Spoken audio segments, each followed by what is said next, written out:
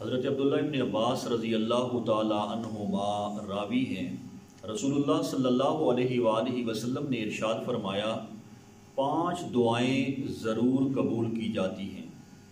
Number 1 مظلوم کی دعا، نمبر 2 حاجی کی دعا، نمبر 3 مریض کی دعا، نمبر 4 مجاہد کی دعا، اور نمبر 5 ایک مسلمان بھائی کی دوسرے مسلمان بھائی کے لیے اس کی غیر موجودگی میں دعا کرنا۔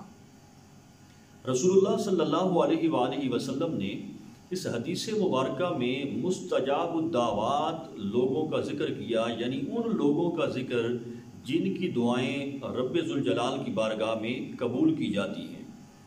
پہلے نمبر پہ ہے مظلوم، جس پہ ناحق ظلم کیا جائے۔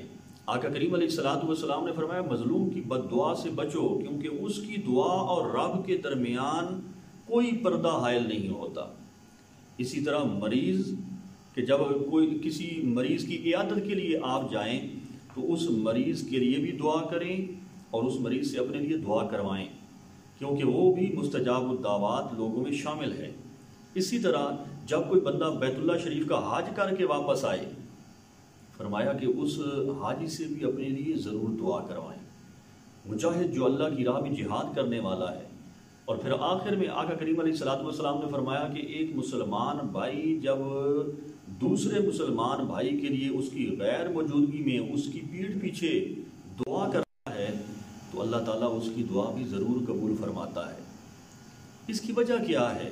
آقا کریم علیہ السلام نے جو فرمایا نا کہ ایک مسلمان جب دوسرے مسلمان بھائی کی غیر موجودگی میں دعا کرتا ہے تو اللہ اس کی دعا کو قبول فرماتا ہے۔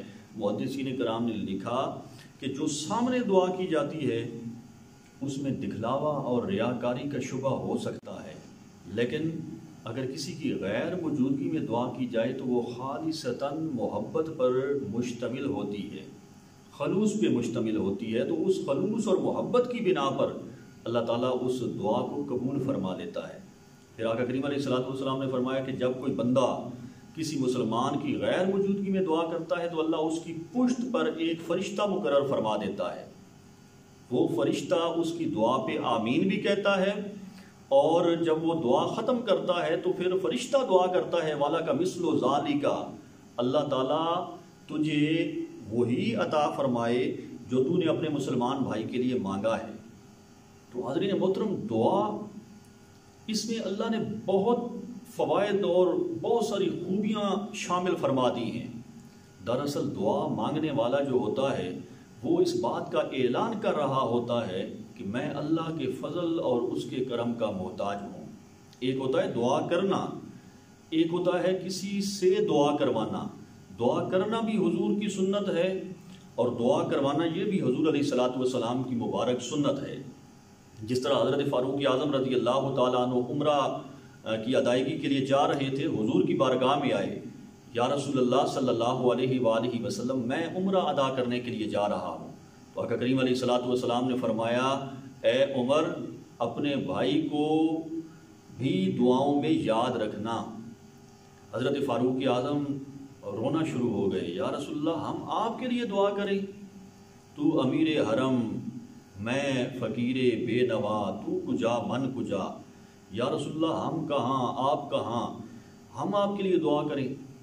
تو آقا کریم علیہ السلام نے فرمایا کہ ضرور آپ مجھے اپنی دعاؤں میں یاد رکھیں۔ تو آقا کریم علیہ السلام صحابہ کرام سے اپنے لیے دعائیں کرواتے تھے۔ یہ تربیت تھی حضور علیہ السلام کی امت کے لیے۔ اس لیے ہمیں بھی چاہیے کہ ہم اپنے مسلمان بھائیوں کو اپنی دعاؤں میں یاد رکھیں۔ اللہ تبارک و تعالیٰ کی بارگاہ میں دعا ہے اللہ پاک ہم سب کو کامل و اکمل عبادت، یعنی دعا جو تمام عبادتوں کا مغز ہے، اس کو کامل و اکمل طریقے سے ادا کرنے کی توفیق عطا فرمائے۔